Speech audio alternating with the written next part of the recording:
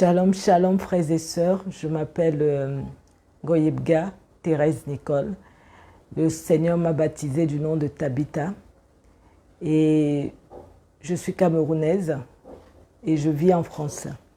Et je suis venue en Côte d'Ivoire parce que le Seigneur l'a permis pour que je puisse chercher réellement sa face et la trouver ici en Côte d'Ivoire.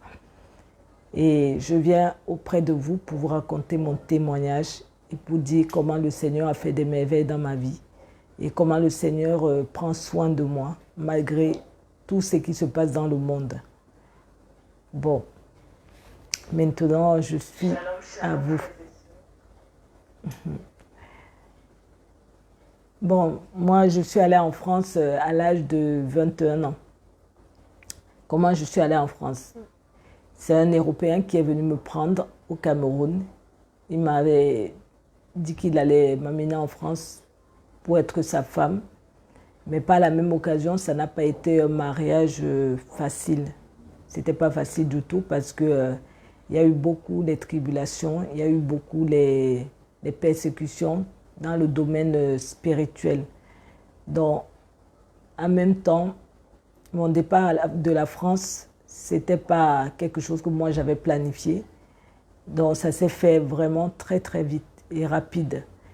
Et c'était quelqu'un qui devait épouser une fille en Afrique. Et il m'a épousée par vengeance. Mais par la même occasion, le Seigneur m'a libérée du joug de cet homme. Parce que comme le Seigneur, il fait toutes choses en son temps. Il fait toutes choses bonnes à son temps. Dans le sens que nos pensées ne sont pas les pensées de Dieu. Nos voix ne sont pas les voix de Dieu. Donc c'est le Seigneur lui-même qui sait pourquoi il m'a emmené en France. C'était pour le rencontrer. Parce que si je restais au Cameroun, ou si j'allais peut-être dans un autre pays, je n'allais pas rencontrer vraiment le Seigneur comme je l'ai rencontré depuis 2018. Bon, je vais parler un peu de la France parce que il y a beaucoup de gens qui se posent des questions, qui veulent aller en Europe et tout. Et comme nous savons très bien que tout ce qui brille n'est pas or, on fait miroiter à plein de jeunes filles que l'Europe c'est le paradis, l'Europe c'est le bonheur. Mais l'Europe ce n'est pas aussi facile qu'on le pense. Parce que quand on arrive en Europe et que on n'a pas les papiers, et bien même quand on a les papiers, ce n'est pas aussi facile. Mais quand on n'a pas les papiers, c'est encore très très difficile. C'est pour cela que je vais parler de mon début. Quand je suis arrivée en France, c'était facile dans le sens que j'ai pu avoir mes papiers par le biais de mon mari. Et par la même occasion, ça n'a pas été un mariage joyeux parce qu'il n'y avait pas d'amour. Il y avait beaucoup plus de la rancœur dans le cœur de certaines personnes. Donc, après ce mariage, parce que je n'ai pas duré dans mon mariage, le Seigneur a permis que je sorte de là, indemne, malgré les difficultés, malgré les problèmes. Et le Seigneur lui-même avait déjà effrayé le chemin que je devais prendre. Malgré que j'étais dans le monde, il m'a préservé. Il m'a préservé de plusieurs accidents de la route que j'avais eu en France. Et il m'a préservé aussi de la folie, il m'a préservé de la dépression. Parce que quand je suis arrivée en France, je ne connaissais rien de la France. Et j'étais obligée d'entrer dans le moule de tout être humain, comme le système le fait. Et par la même occasion, j'étais obligée de vivre comme tout le monde, comme tous les Français vivent. Donc, se masturber, faire la fellation à un homme et en même temps faire des choses vraiment qui n'étaient pas agréables à Dieu. Dans le sens que je m'habillais comme tout le monde, je m'habillais à Jézabel et j'ai fait la mode Donc j'ai connu tous ces milieux de luxe. Et finalement, le Seigneur, par sa grâce, je dis bien par sa grâce et sa miséricorde, il a voulu que je le rencontre vraiment dans les années 2017-2018. C'est là où le Seigneur a commencé à m'amener vers lui.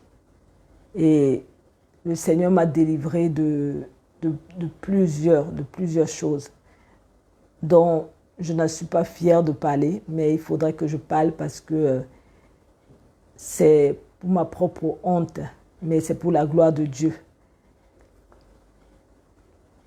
Avant, quand j'étais au Cameroun, j'étais quelqu'un de très casanière. Et je suis arrivée en France et par la même occasion, j'ai voulu garder l'éducation du Cameroun, mais ça n'a pas été facile. Ça n'a pas été facile parce que quand tu as cette éducation, il y a des gens qui se moquent de toi, qui te disent que tu es ringard et en même temps tu n'es pas à la mode au fait. Pourtant, c'était une éducation que maman m'avait donnée, une très belle éducation d'ailleurs. Mais arrivée en France, je suis entrée dans la perversité. Je suis entrée dans la perversité déjà avec mon ex-mari. Et en même temps, j'ai commencé à faire des choses dont la bouche d'un être humain ne doit pas faire. Par exemple, faire la fellation à un homme, se masturber et par la même occasion voir les films pornographiques dont j'ai vu tout ça. Et je m'habillais comme toutes les femmes du monde, en fait. Talons, mini-jupe, robe moulant. Je portais tout ça, au fait. Et ce qui fait que le Seigneur, dans sa grâce, il est venu vers moi.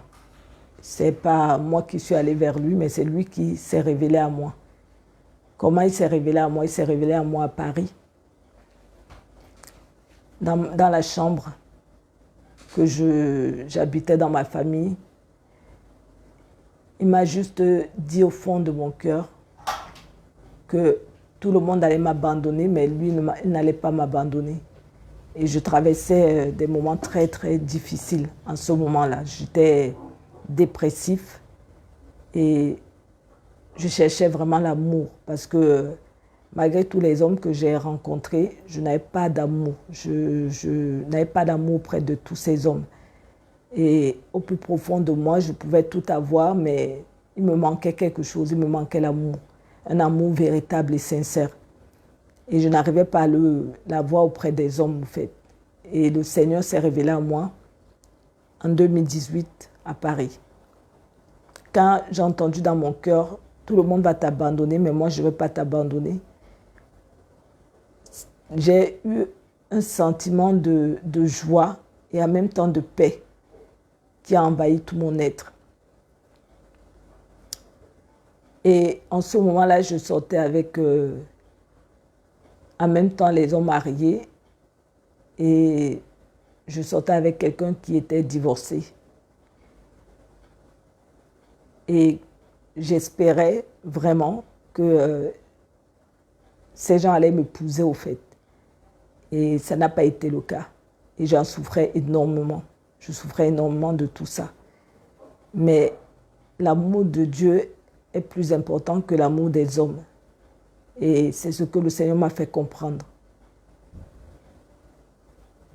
Et au fil du temps que je lisais la parole de Dieu, je me sentais, sale. Sale vis-à-vis du Seigneur. Parce que cette saleté, ce n'est pas une saleté que on peut voir dehors, que les vêtements sont sales ou le corps est sale, non. C'était une saleté intérieure, donc tout mon intérieur était vraiment, vraiment sale. Sale dans le sens que je ne méritais même pas l'amour de Dieu. Je ne méritais pas cet amour. Mais Dieu est tellement amour qu'il est venu vers moi pour me nettoyer. Et j'ai commencé à lire la parole. par la grâce de Dieu, Dieu me fortifiait tous les jours, je lisais la parole. Plus je lisais la parole, plus je me détachais des choses du monde. Plus je lisais la parole, plus je me détachais de certaines choses. Et c'est là où j'ai commencé même à me détacher de l'impudicité, de l'adultère, de la masturbation et de la fellation, de toutes ces choses que le monde fait, que nous trouvons normales. Pourtant, ce n'est pas normal aux yeux de Dieu. Et c'est là où, plus je lisais la parole, plus le Seigneur me montrait comment je me retrouvais dans des forêts, je me retrouvais dans une maison, je me retrouvais dans plein d'endroits et je me disais, mais qu'est-ce qui se passe dans ma vie? Et c'est là où le Seigneur a commencé à me faire des prières d'autodélivrance par sa grâce. J'ai commencé à beaucoup prier et plus je priais, plus le Seigneur me délivrait des esprits dont j'ignorais, qui me combattaient, qui combattaient ma vie depuis mon enfance. Plus je priais, plus il me délivrait. Et malgré tout ça, j'étais toujours en guerre, une guerre spirituelle, parce que il n'y a que le Seigneur qui sait toutes choses. Et finalement, je suis quittée dans la famille parce que ma famille n'aimait pas les prières que je faisais. Ils trouvaient que je suis entrée dans une secte. Pourtant, je n'étais pas dans une secte. C'était juste la parole de Dieu. C'était juste la Bible que je lisais. Et finalement, je trouvais ça bizarre. Je disais, mais comment se fait-il que avant, ma famille me rejetait et maintenant, elle me rejette encore plus. Je ne comprenais pas tout ce qui se passait. Mais au plus profond de moi, j'avais une force qui me disait, vas-y, continue, ne regarde pas tout ce qui se passe. J'ai eu plein de rejets. Ma famille m'a rejeté, mes amis m'ont rejeté. Et le Seigneur, dans sa grandeur, il a voulu que j'habite avec un Européen qui m'a hébergé. Et ce dernier aussi, ça n'a pas été facile. Mais le Seigneur m'a fortifié, il m'a donné la force de lire sa parole et de prier. Parce que pendant que ce dernier m'hébergeait, et en ce moment-là, je n'avais pas d'appartement, je n'avais rien. Vraiment, je errais en France, de maison à maison. De 2018 jusqu'en 2020, fin 2020, je errais vraiment. Mais dans tout ça, je n'abandonnais pas. Je disais, Seigneur, tu m'as dit, tout le monde va m'abandonner, mais toi, tu ne vas pas m'abandonner. Et je continuais à prier et à demander, à implorer la grâce du Seigneur. C'était vraiment dur. Vous vous rendez compte que on a une grande famille. Vous avez une grande famille, vous dites que c'est votre famille et c'est votre propre famille qui vous fait du mal. Mais dans ce mal-là, le Seigneur m'a tenu par la main. Il m'a vraiment tenu par la main. J'en ai les larmes aux yeux parce que c'était vraiment des périodes très, très dures à vivre. Il y avait des moments où je posais des questions. Est-ce que je ne veux pas dormir dans le froid? Qu'est-ce que je fais en France? Je me suis posé plusieurs questions comme ça. Mais le Seigneur m'a fortifié. Il m'a dit non, tu dois marcher selon ma parole. Tu dois lire ma parole. Même si je ne la comprenais pas. J'essayais de haïr le péché que je faisais avant. Je faisais tout pour ne pas tomber dans le vomi. Et avec cet homme qui m'hébergeait, il voulait à tout prix que je recouche avec lui. Parce qu'il y a quelque chose que je ne vous ai pas dit, c'est que avant, quand j'étais dans le monde, les gens utilisaient ma détresse en France, les hommes surtout. Ils utilisaient ma détresse pour me faire croire qu'ils allaient me garder chez eux. Et quand ils me gardaient chez eux, au bout de quelques temps, ils commençaient à me faire le chantage pour coucher avec moi. Et comme je ne connaissais pas grand-chose de la France, je cédais. Et en même temps, je me disais que c'était normal. Mais il n'y avait rien de normal là-dedans. Et il y a beaucoup de gens qui vivent ça. Il y a beaucoup de filles qui vivent des situations terribles dans les pays étrangers.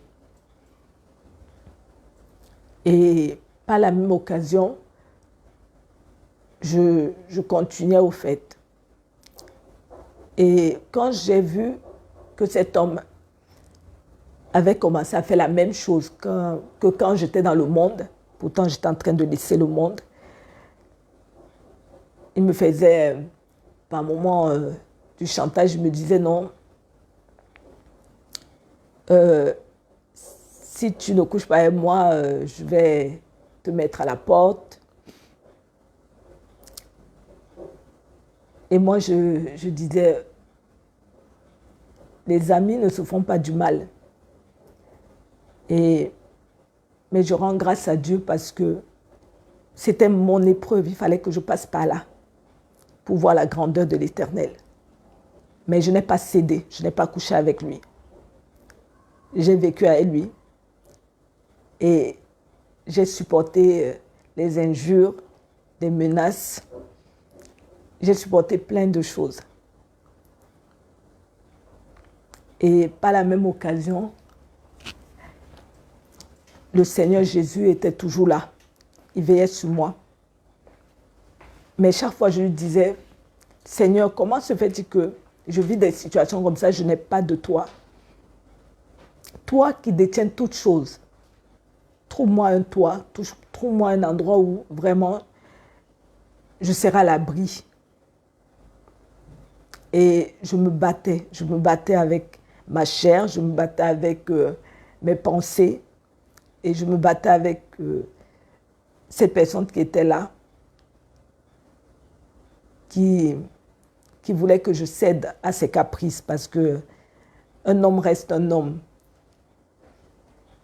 Et ce n'est pas de sa faute, c'est aussi les esprits qui l'animent parce que quand on ne connaît pas Dieu, on se croit tout permis.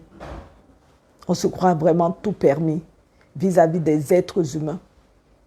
Parce que quand quelqu'un t'aide, tu es son esclave. Quand quelqu'un te donne de l'argent, tu deviens son esclave. Mais le Seigneur, il veut que nous soyons libres, libres en toutes choses. Et que nous dépendons que de lui et de lui seul.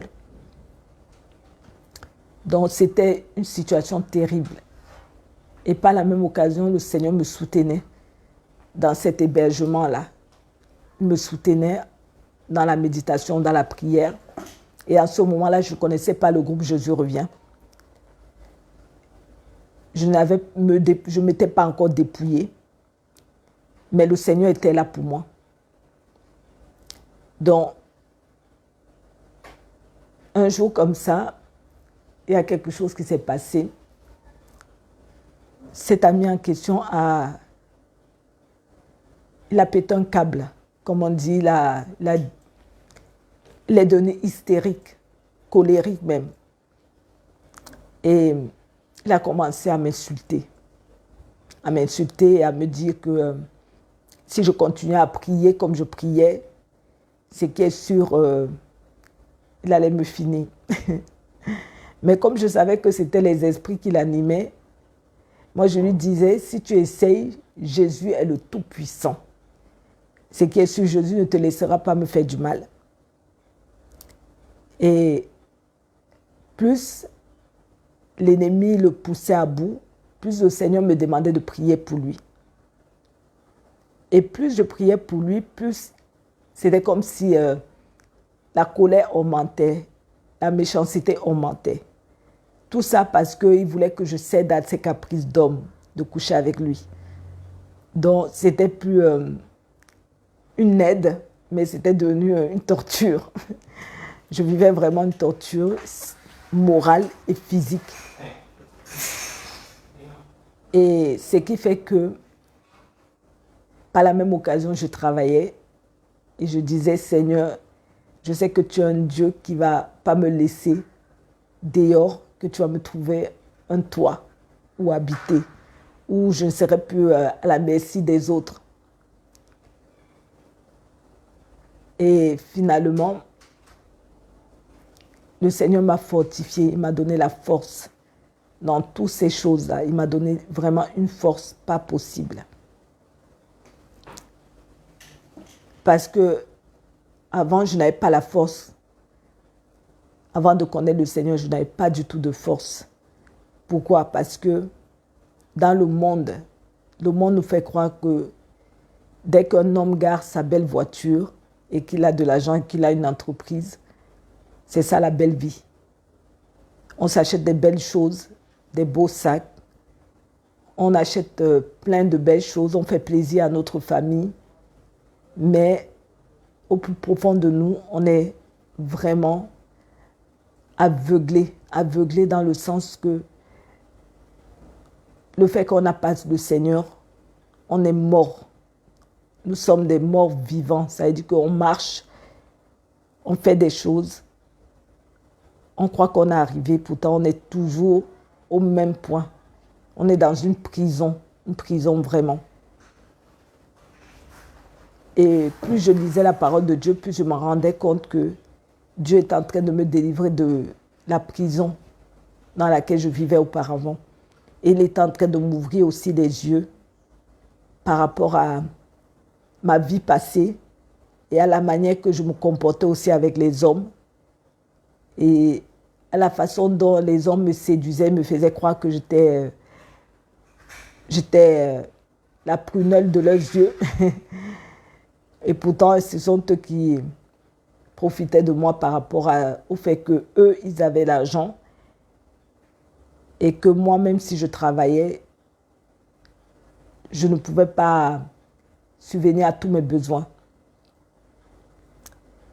Donc, c'était en même temps un mélange intérieur à moi-même, parce que moi, je voulais une stabilité, dans le sens que je cherchais à avoir un homme pour m'épouser, pour fonder une famille, pour avoir vraiment une vie de stabilité. Mais plus j'avançais, plus je me rendais compte que ma vie n'était que soucis, difficultés et problèmes.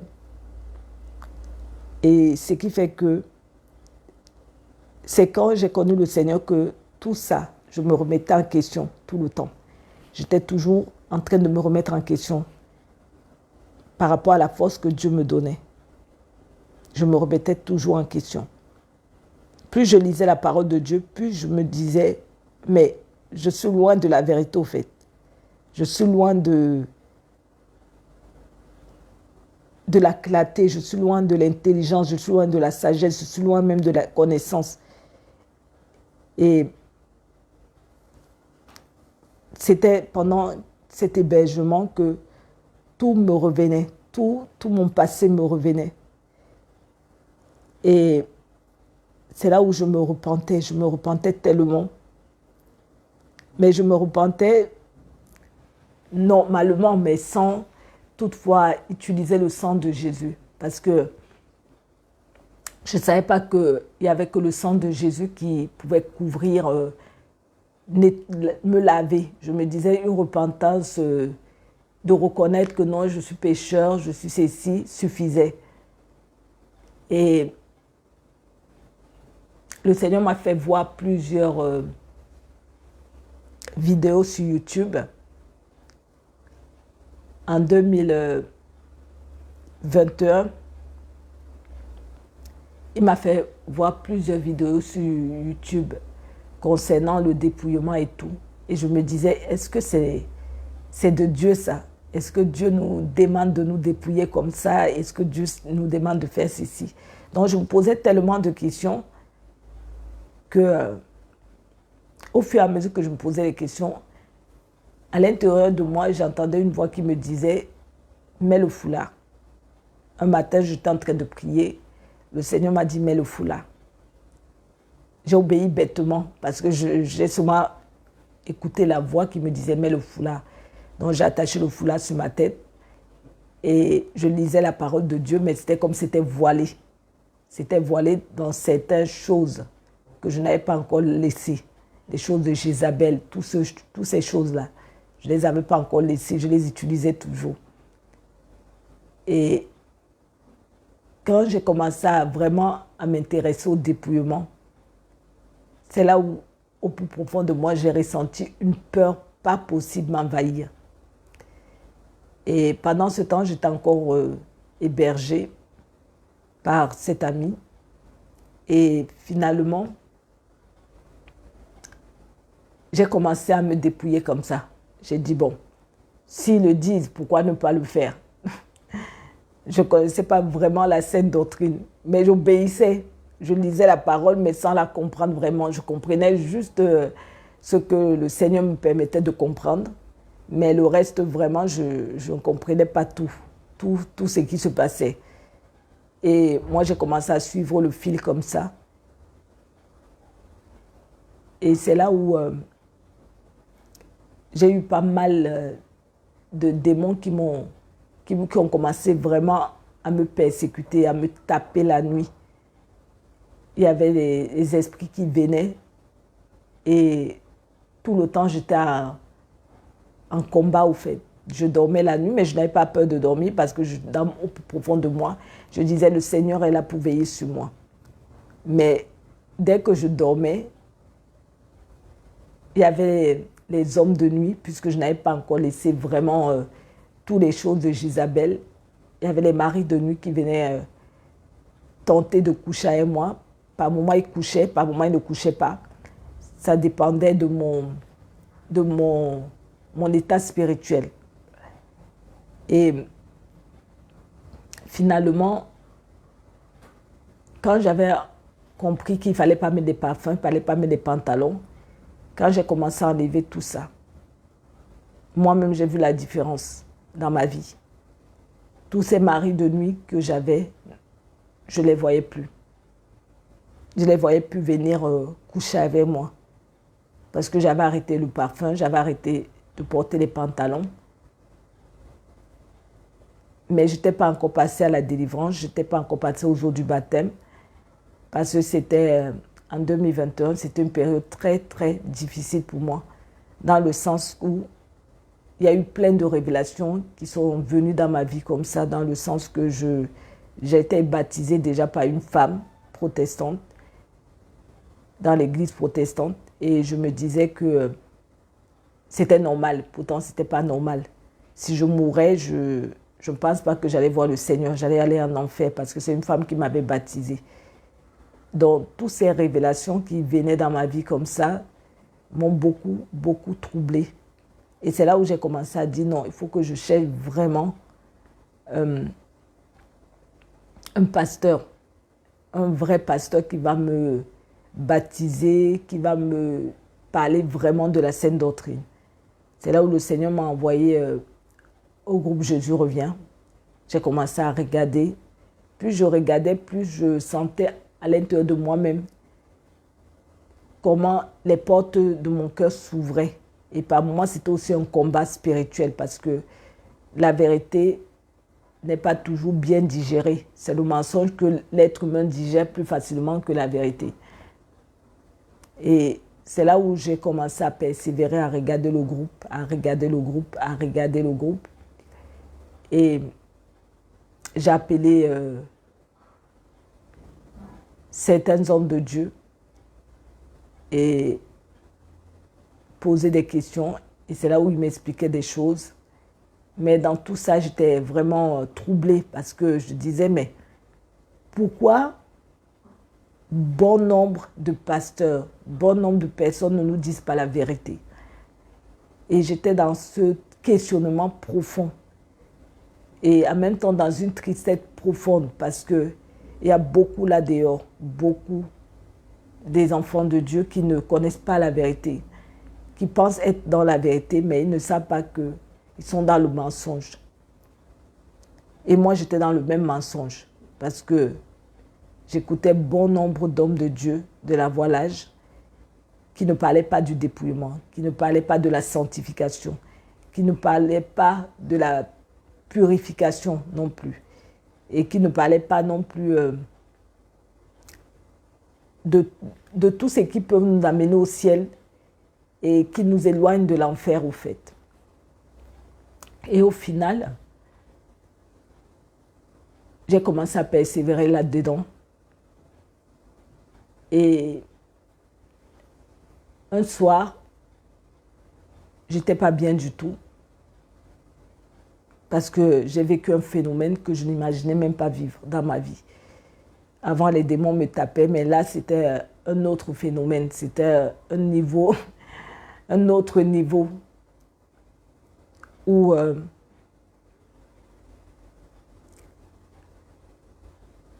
lors du décès de ma maman, j'ai vu deux démons venir dans ma chambre. Je dormais.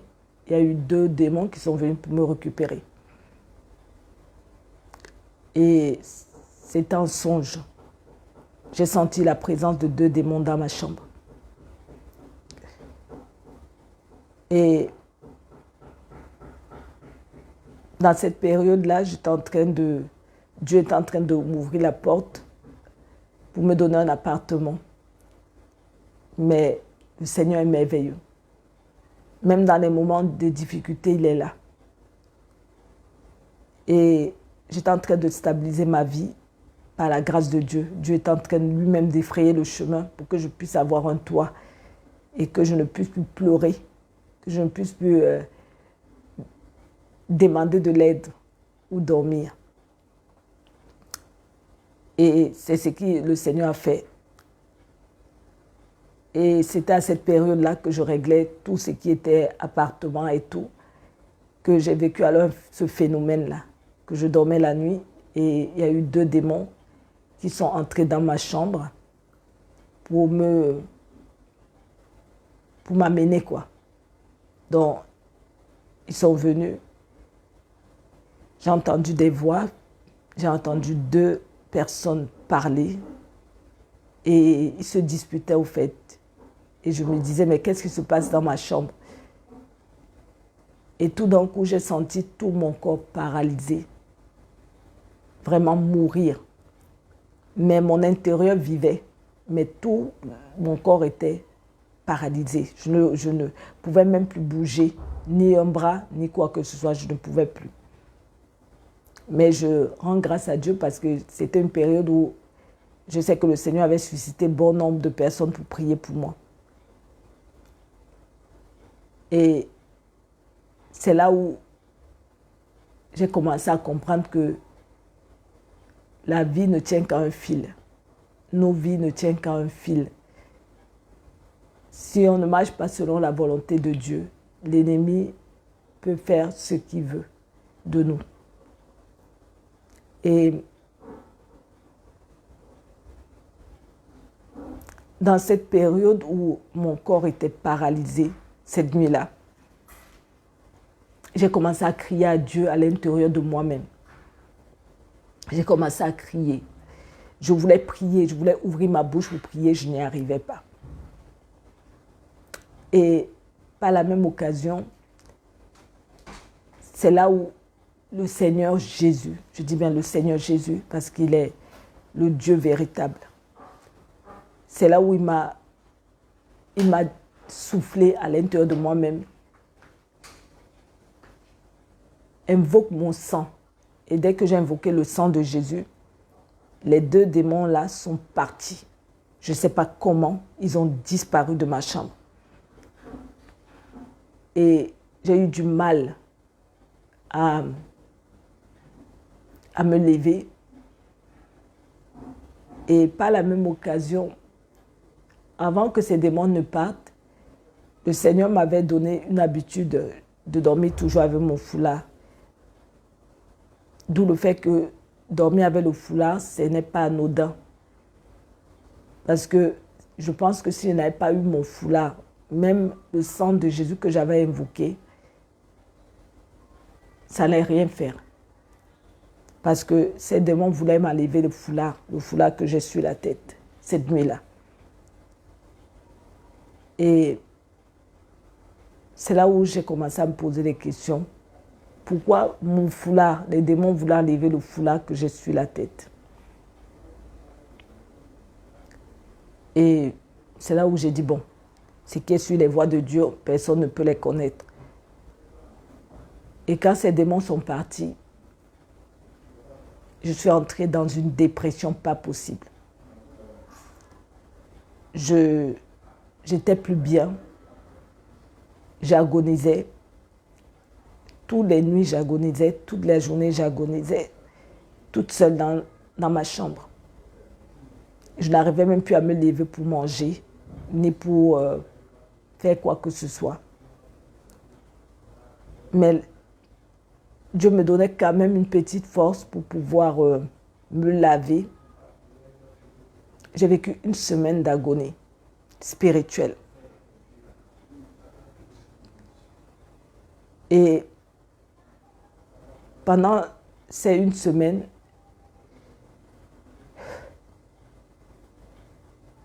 le Seigneur a fait quelque chose de merveilleux. Un soir, je dormais encore. Et au plus profond de moi, je commençais déjà à avoir même peur de dormir parce que c'était quelque chose que je ne... J'avais déjà vécu des phénomènes où les esprits venaient, mais là, c'était autre chose. C'est là où, un soir, je dormais encore. Mais là, c'était plus la rigolade. Là, vraiment, c'est un autre combat.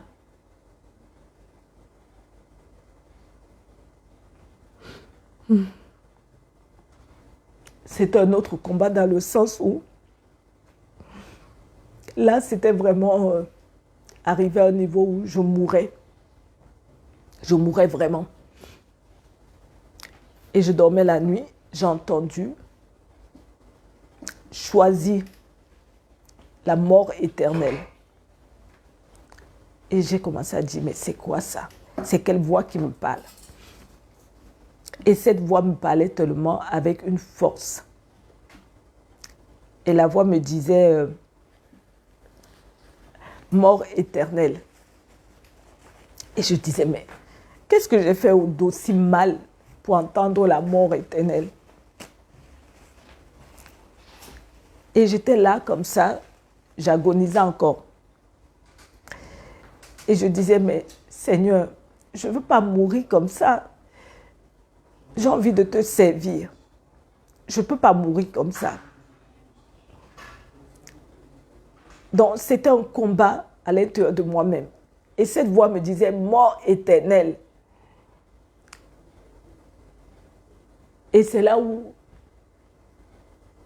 je me suis dit, si je choisis la mort éternelle, je vais aller en enfer. Et j'ai entendu une autre voix qui me disait, non, ne choisis pas la mort éternelle, choisis la vie éternelle. Et c'est là où j'ai dit au plus profond de mon cœur, vie éternelle. Et c'est là encore que cet esprit m'a lâché. Et après ça, j'ai commencé à me repentir.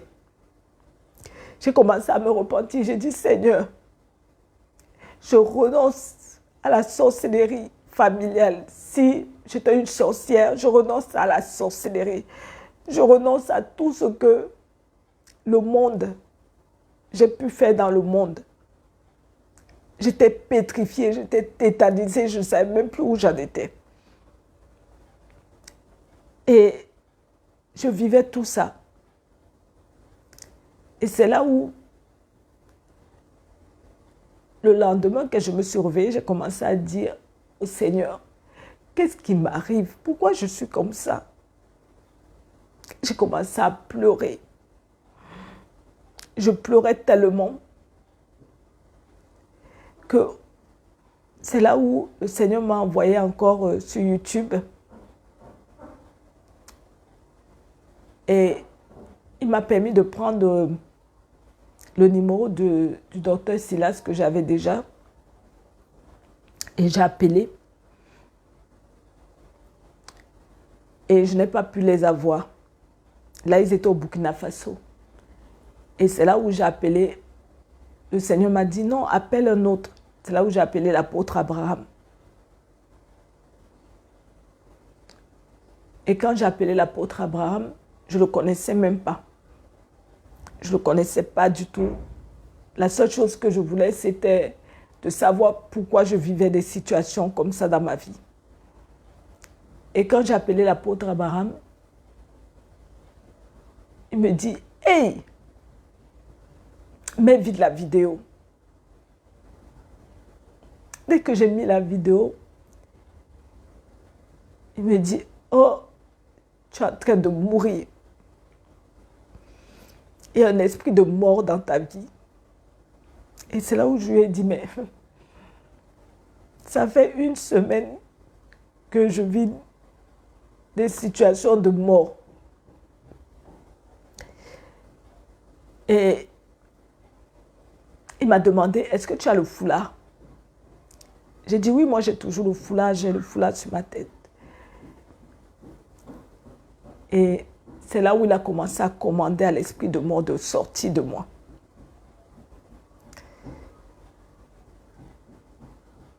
Et le Saint-Esprit m'a libéré de l'esprit de mort.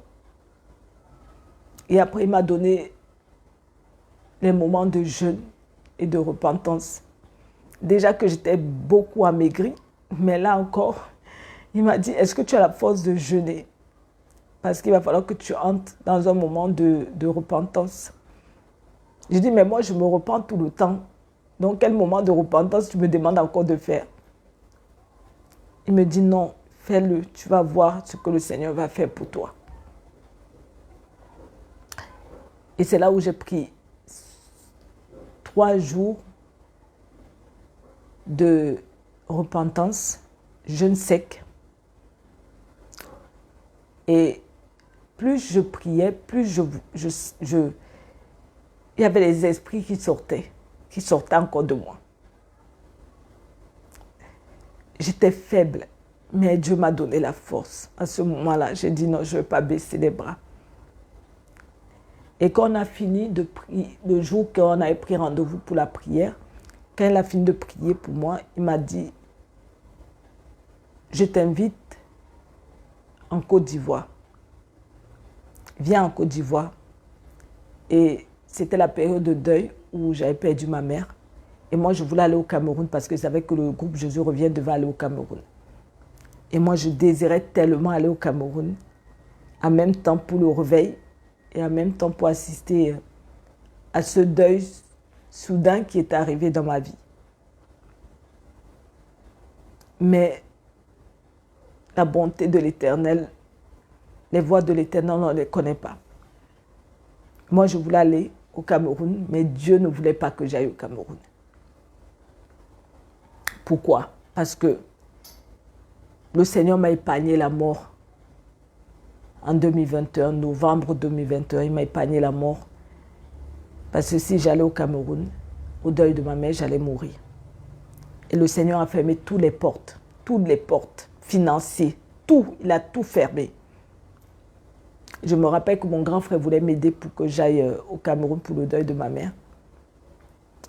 Et moi, j'étais tellement... en même temps, j'étais partagée à l'intérieur de moi-même. Et finalement, il m'a pu aider.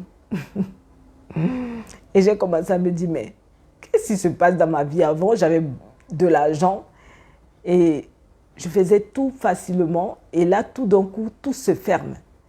Et j'ai commencé à me dire, mais pourquoi tout se ferme? Je n'avais pas compris que le Seigneur ne voulait pas que je meure. C'est pour ça qu'il n'a pas permis cela. Et j'étais tellement triste. Et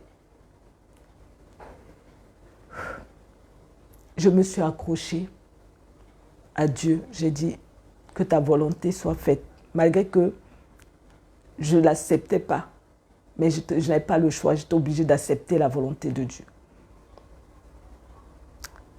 Et c'est là où, en même temps, j'étais pas bien à cause du vaccin qu'on donne aux gens à ce moment. Je ne voulais pas me vacciner. Donc, j'étais dans une période vraiment de tribulation. Et par la même occasion, j'ai dit au Seigneur, maintenant, tu as dit qu'il faut que j'aille en Côte d'Ivoire. Me voici, je n'ai pas d'argent, je n'ai pas de travail. Comment je vais aller en Côte d'Ivoire? Et j'ai commencé à lui dire, si c'est toi qui as permis que j'aille en Côte d'Ivoire, si c'est toi qui as parlé dans la bouche de ton fils que j'aille en Côte d'Ivoire, fais de telle sorte que j'aille en Côte d'Ivoire. Et le deuil de ma mère était passé. Et mon frère est rentré aux États-Unis. Et dans mon cœur, j'ai commencé à avoir un fort désir de venir en Côte d'Ivoire. Ce que je connaissais même pas la Côte d'Ivoire, je ne suis jamais venue en Côte d'Ivoire. Et c'est là où j'ai dit au Seigneur, montre-moi que c'est toi qui es dans mon voyage de la Côte d'Ivoire. Et on était dans une période de jeûne de 21 jours. Que le Seigneur avait suscité à l'apôtre Abraham de dire au monde entier de faire. Et le Seigneur a touché le cœur de mon grand frère aux États-Unis pour me donner l'argent pour venir en Côte d'Ivoire. Il a suscité plein de gens autour de moi pour m'aider à venir en Côte d'Ivoire.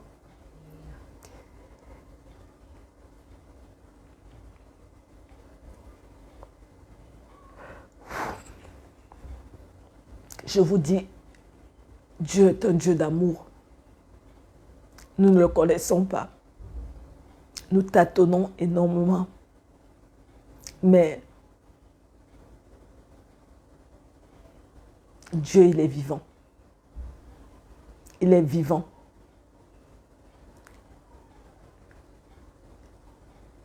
Et quand avant de venir en Côte d'Ivoire, j'ai eu vraiment des persécutions, mais la main de Dieu était là pour que je vienne ici. J'ai eu vraiment des persécutions. Mais j'ai persévéré. J'ai dit, si c'est Dieu qui a permis que son serviteur me dise de venir ici en Côte d'Ivoire, ça veut dire qu'il a quelque chose pour moi ici en Côte d'Ivoire. Déjà qu'il avait déjà commencé en France. Il avait déjà commencé même depuis qu'il m'avait créé. Donc quand je suis venue en Côte d'Ivoire, j'étais beaucoup dans plein de questionnements. Je me disais, qu'est-ce qui va se passer? Et en même temps, j'avais tellement envie d'écouter la voix du Seigneur Jésus-Christ. Je voulais qu'il me parle directement, qu'il me parle vraiment. Pourtant, il me parlait, mais là, je voulais vraiment qu'il me parle. Et quand je suis venue ici en Côte d'Ivoire, j'ai senti la présence de Dieu. J'ai senti véritablement la présence de Dieu. Mais comme c'est les choses que l'œil n'a point vues, les oreilles n'ont point entendues, j'étais comme dans un nuage, au fait. J'étais comme dans un nuage et je me posais plein de questions. Le Seigneur, il sait toutes choses. Il sait toutes choses. Et le Seigneur m'a montré son amour ici. Il m'a montré qu'il était un Dieu d'amour, comme il m'avait déjà parlé, qu'il était amour dans sa parole. Le Seigneur m'a délivré. Le Seigneur m'a fait voir ses miracles, les miracles qu'il fait. J'ai vu les boiteux marcher. J'ai vu les morts ressusciter. J'ai vu les démons parler dans le corps des gens. Les choses que je n'imaginais même pas voir directement comme ça. J'ai entendu ça de mes oreilles et j'ai vu de mes yeux. Et le Seigneur lui-même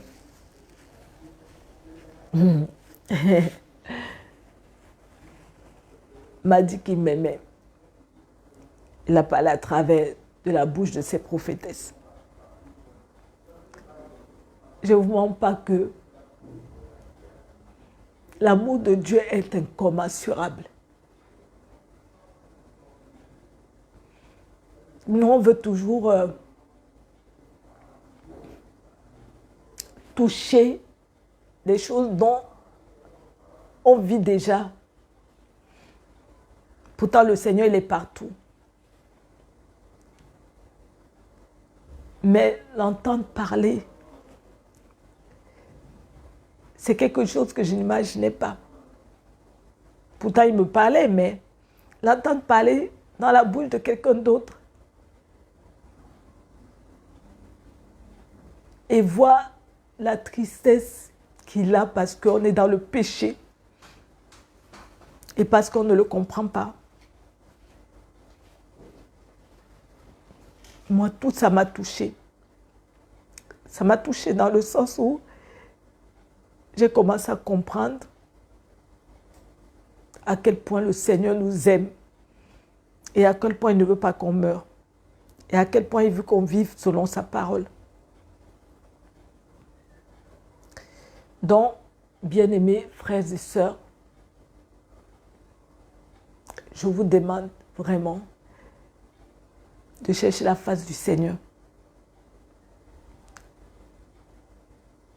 Ce n'est pas facile parce que vous aurez les tribulations, vous aurez des persécutions, vous aurez des jalousies, vous aurez toutes ces choses.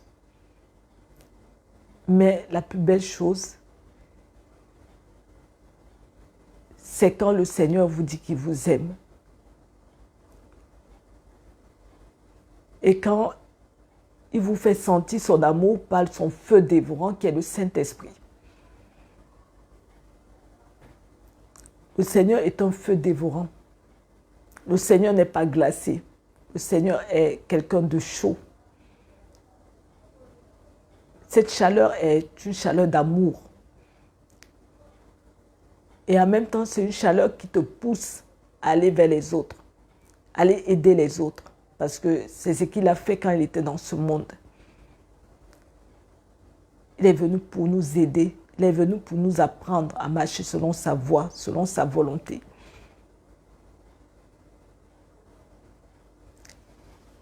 Je vous assure que les hommes de Dieu de la Côte d'Ivoire font un travail merveilleux à travers le Saint-Esprit. Ce n'est pas un jeu. Vraiment, je conseille à tous les gens du monde entier, ceux qui sont malades, ceux qui ont les problèmes, ceux qui n'arrivent pas à s'en sortir, de chercher vraiment la face de l'Éternel. De chercher vraiment la face de l'Éternel. Il est le seul, il est l'unique. Même si on traverse des moments difficiles, il est là. Et il est capable de tout donner, de tout donner. Le Seigneur m'a tout donné. Il m'a vraiment tout donné. Et ça, je peux le dire. Et ça, je le remercie énormément de m'avoir amené en Côte d'Ivoire, de m'avoir fait connaître la Côte d'Ivoire. Il y a beaucoup d'amour ici. Il y a beaucoup de travail aussi. Parce que moi, je pensais que j'allais faire le safari. Mais avec le Seigneur, il n'y a pas le safari. On a tendance à croire que je parle des vrais hommes de Dieu. Que ce travail, c'est juste chasser les démons, guérir les malades. Mais il n'y a plus que ça derrière. Ils ont besoin de notre soutien dans tous les domaines. Dans tous les domaines. Donc, n'ayez pas peur de servir le Seigneur, parce que servir le Seigneur, on ne dort pas. Ces gens ne dorment pas. J'ai vécu l'expérience pendant 1 mois et demi. Et je me suis rendu compte que je dormais même beaucoup en France. Ici, je dormais 4 heures. 4 heures par nuit, par moment, je disais, mais où je suis atterri? Mais parce qu'il faut qu'on aille partout, qu'on les aide, qu'on les soutienne et que le Seigneur même nous utilise parce que le Seigneur a dit, allez partout dans les nations et faites des disciples. Donc, quand le Seigneur nous bâtit de son esprit, on devient disciple du Seigneur. On devient esclave même du Seigneur. Et j'ai vu ça ici. Mais c'est une grande joie d'être esclave du Seigneur. que d'être esclave du monde. Parce qu'avec le Seigneur, il te donnera toujours la force de te lever. Et il te permettra toujours d'avancer avec lui. Mais dans le monde, tu vas t'attacher aux hommes qui vont t'utiliser et le lendemain, ils vont te jeter. Que ce soit dans notre famille, que ce soit dans notre entourage. La seule chose que je peux dire aux frères et sœurs, attachez-vous vraiment au Seigneur, Jésus-Christ, parce qu'il est le seul, il est le véritable. Je ne fais pas la pub de Jésus revient, je fais la pub de notre Seigneur, le roi des rois, dans le sens où je voudrais que beaucoup de personnes viennent à lui, parce que c'est que du bonheur. C'est que du bonheur de travailler pour le Seigneur. Vraiment, c'est que du bonheur. Et je souhaiterais à tout le monde de vivre l'expérience que nous vivons actuellement. À Jésus revient, parce que le Seigneur est vraiment là. Hier, j'ai vécu une expérience dont je vais vous rencontrer. Je pense que vous avez vu ça sur Internet. Une dame qui ne marchait pas. Et le Seigneur, hier, s'est manifesté puissamment et a fait marcher cette dame qui était malade depuis 15 ans. Et ça, je vous assure, ça, c'est les bontés du Seigneur. C'est l'amour du Seigneur. C'est la joie du Seigneur. De voir les brebis égarées venir à lui. Et prier énormément aussi pour les hommes de Dieu. Mettons-nous en prière pour que le Seigneur se révèle encore davantage à eux, leur fortifie dans l'œuvre qu'ils font et que nous ne soyons pas là juste pour regarder ces hommes de Dieu, mais que nous soyons aussi des participants pour ce réveil. Et j'espère que c'est ce que le Seigneur va faire de moi, que j'entre dans la bergerie pour œuvrer pour lui. Que je ne sois pas juste derrière une caméra pour parler, parce que moi, j'aime pas trop les caméras, excusez-moi. J'aime pas trop tout ce qui est Internet, YouTube et tout. C'est ici que j'ai appris à le faire. Donc, je rends grâce à Dieu, parce que tout ça, c'est la grâce de Dieu.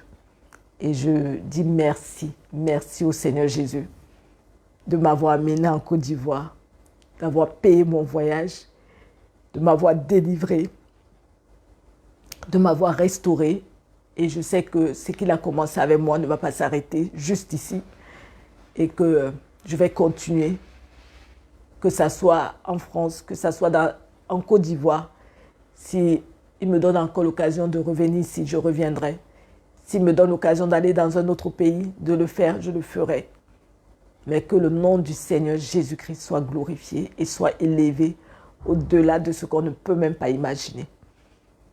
Donc, je vous dis shalom, soyez tous bénis. Je n'ai pas tout dit, mais ce que je pouvais dire pour édifier son peuple, je pense que je l'ai dit. Soyez bénis. Okay. C'est bon.